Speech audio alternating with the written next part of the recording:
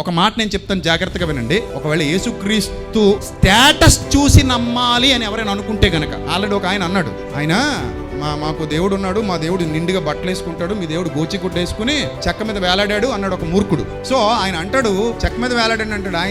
ఆయన బట్టలు రోమ సైనికులు పంచుకున్నారు, దౌర్భాగ్యుడా. అది యేసుప్రభు అంటే.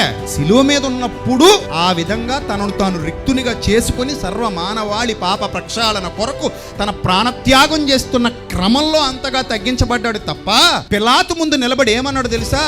ఏంటయ్యా నీ స్టేటస్, నిన్ను రాజు రాజు రాజు రాజు అంటున్నారు, నువ్వు నిజంగా రాజువేనా అని అడిగితే ఆయన అంటాడు, ఎస్ నీవన్నట్టు నేను రాజునే, నా రాజ్యం ఈ లోక సంబంధమైంది కాదు, నేను వేడుకొనలేకపోతున్నాను. ఒక్కసారి గాని నేను వేడుకుంటే 12 సేనా వ్యూహాల కంటే ఎక్కువ సైన్యాలు నా తండ్రి పంపిస్తే రోమా సామ్రాజ్యం కోకటి వేళ్లతో సహా పెకిలించబడుతుంది.